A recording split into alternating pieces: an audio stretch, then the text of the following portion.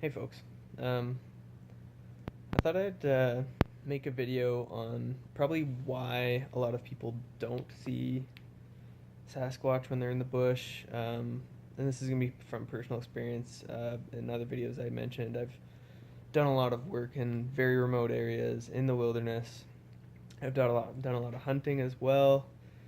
Um, all that kind of stuff. I go hiking a lot in the backcountry, stuff like that. But anyways, um, I think first of all I'm going to start with hunters.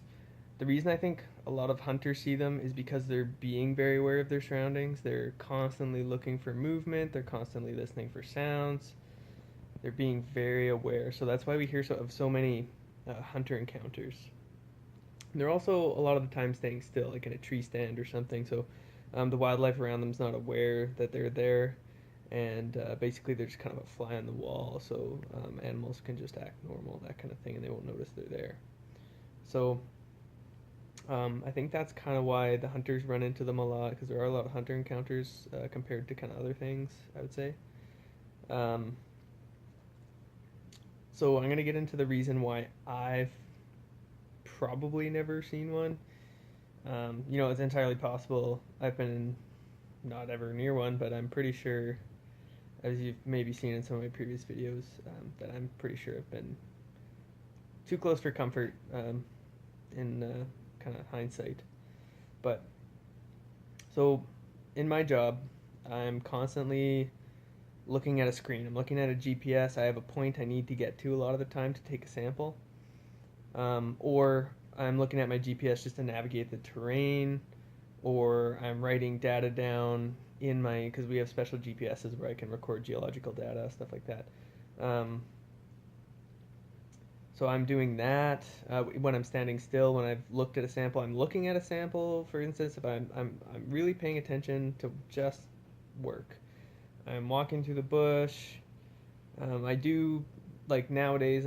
My head's more on a swivel than it used to be, but still, even then, I don't have a lot of time to look around. I'm just looking at my instruments. For instance, if I'm doing a geophysical survey, which I've done before, you really have to be constantly paying attention to your machine in order to do the survey properly, depending on what you're doing. But the types of surveys I did, it was like that, and so you're really not paying attention to your surroundings. There could be it's entirely possible I've walked within a couple feet of a Bigfoot and never knew it was there.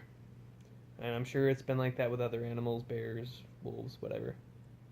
Um, Generally, there's kind of a respect in the bush I've noticed of animals. They usually don't kind of bother each other if they look healthy and happy. Um, but so this is why a lot of people don't see stuff. And if you're not working in the bush, if you're hiking in the bush, there's very few people that are true backcountry kind of outdoorsmen or campers, that kind of thing. Most people, when they go backcountry camping, they sign up for a trail in a national park or provincial park or something that's really well trodden down on. There's lots of people going back and forth on the trail. It's a place that Sasquatch would avoid, I would assume. Um, so I think that's also why less people see them. If you're really kind of gutsy and you have a lot of outdoors experience, you're gonna want to go into the true backcountry, follow game trails, follow valleys, just camp wherever on government land or so that kind of stuff is really what's gonna get you in close to the animals. And I know um, I can't remember his name, but the guy in Alberta that's really kind of I don't know. I think of him as crazy Sasquatch guy because he's a little off, but he seems to know what he's doing. He goes in the backcountry, and he basically does stuff that looks weird, but it actually makes sense. He basically like descents himself, ghillie suits, all that kind of stuff to try to get close to these things. So I'm pretty sure he's legit, but it's hard to say because I mean he does have video, but video is questionable. Like there's a lot of questions with it, but there's also a lot of you can also prove that the videos could be legitimate with certain measurements and stuff that you can do. But I'm getting a little off track. But so if you're in the backcountry, the true backcountry, and you're paying attention to your surroundings, which is what a lot of hunters do. They go into the true backcountry and they're always paying attention to their surroundings. So again, we're going back to the hunters. Hunters don't follow paths, or most of them don't. So that is why all the hunters do it. But there's been a lot of people, I can guarantee it, they walked right by Sasquatch and never noticed it was there. Um, I myself have walked right by deer, not noticed they were there.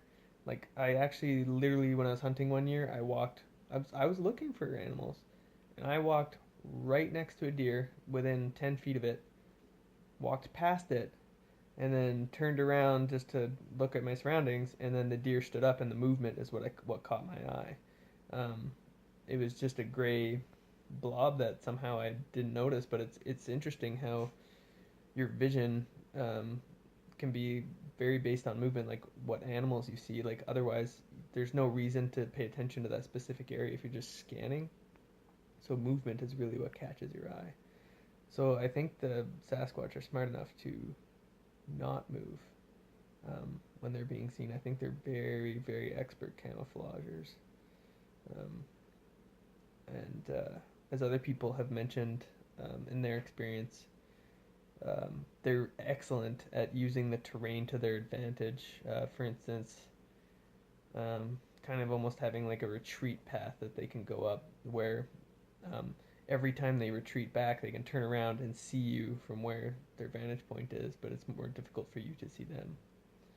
Um, so I find that really interesting. I just kind of, that thought popped into my head when I was chatting with someone, and I just wanted to make a quick video on it and see what your guys' thoughts are. I know there's not many people watching my videos at this point, but if you're watching the video, let me know what you think. Um, my personal experience tells me that I could have, I know for a fact I've been in Sasquatch territory, but whether the animals were actually there or not is another story. And you know, the experiences I've had, I haven't been what I would consider it lucky. I haven't been lucky enough to see one. So I've mentioned my weird experiences. Maybe I'll go over a couple more right now. I usually just kind of say them off the top of my head. There's about a million of them that were kind of odd, but they're just not quite. They could be explained away, sort of. So unless you have like a legitimate something, like couldn't be an animal for sure and would have to be something like a Sasquatch, then I consider that legit. But my stuff isn't very good, so I've gone over kind of when we were making the helipad, something went crazy in the bush. It could have been a moose, could have been a grizzly bear. Don't think it could have been anything else. But I feel like it would have charged us or something, but who knows. Um, the time I felt dread. That's the best word to describe it. I never saw anything, but it was so out of the ordinary and weird that I feel like after reading about infrasound and how it affects people, that maybe I had some sort of infrasound encounter, whether it was natural or an animal creating it. Um, there's been a lot of times we live in canvas tents when we're working in very remote areas. I've on multiple occasions could swear I heard bipedal footsteps coming up to the tent and walking around the tent and then leaving.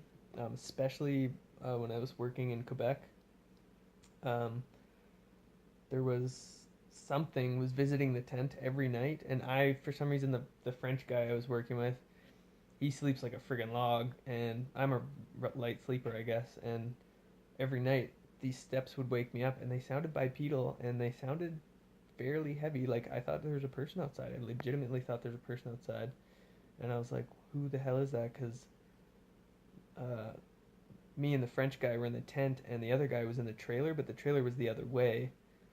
And he knows I have a gun, so he would announce his presence if he's coming to the tent for whatever reason. So things like that, just weird little things, lots and lots of weird little things. And I don't know if I mentioned before about, I think I did, but a lot of the times when I've been in thick bush, I've heard a stick break. And the stick breaks, it's a fairly thick stick. It's got to be minimum 3/4 of an inch to 2 inches. I don't know, something like that. And it breaks very close to me. And usually what I do is I just yell at it because I assumed it was a bear at the time. Because bears try to kind of sneak up on you. But the fact that it happened over and over again in very different regions and um, like different areas and stuff is very weird. And I had something similar happen when I was hunting, but the weird thing is I think I mentioned this too, is it was an open area, and I also heard some sort of vocalization that sounded not like an animal, sounded like a person, but really deep. Um, so that was weird. But then there was nothing there when I went to go investigate it, which was even more weird. So, and it was an open forest. So, I mean, I could see where the sound had come from. And I went to investigate it. I couldn't find a broken stick, and I couldn't find the animal that created the sound that broke the stick. So weird. But there's a few other things that have happened, but they're not really coming to mind at the moment. I mean, I've seen what could have been tracks in the moss. A lot of the places I work are very boreal forest like. So what I mean by that is it's like black spruce, sometimes pine trees, poplars, stuff like that. If there's a forest there, and then the ground is covered in thick moss. It's probably no, sometimes it's probably about 2 feet thick if it's really thick, but it's basically sphagnum moss. It's really thick moss, and there's all different kinds of it and stuff. But I've seen tracks that look rather V-shaped, but very large and very wide. And I know bear tracks can look like that, but these ones are much longer than that. And they had visible toes, and a bear's foot often kind of is in a curve like the toes are. It's almost like a perfect curve. It's not quite like grizzly bears are a little bit more curved like this, but black bears especially are very curved in their toes. And you can also usually discern the claw marks even with black bears. Not in the moss, but in the moss with grizzly bears, you can see the claw marks. And there'd be these discernible toes, big toe, smaller toes next to it, and they went down like a human foot would. I wouldn't say it was straight like some people say with Sasquatch. It would curve like a human foot would, and it was interesting. And since I work alone in the bush, and at that some of the time I've seen those, I know Sasquatch is out there, so it kind of makes me look around and send some tingles down my spine. But um, I'm noticing this video is getting a little long, just rambling. But so we'll go back to the point of the video is people aren't paying attention to their surroundings. That's why people don't see things. Honestly, I mean, when you're in the bush, you should be constantly looking at your surroundings because you're gonna miss out on really neat wildlife viewings if you're not. And I didn't see a lot of wildlife, mostly because I was distracted by my work. And also, I make a ton of noise in the bush. I'm always yelling. I don't want to run into anything. I don't want to run into a Sasquatch. Don't want to run into a grizzly bear. Don't want to run into a black bear. Don't want to run into cats. I don't want to run into a moose. So I make a ton of noise, and everything usually clears out of the area that I'm in. And if you're wondering, I am making that noise when things sneak up on me and break those sticks, which is interesting. So, not evidence by any means, but just some thoughts I thought I'd put out there. Thanks for watching.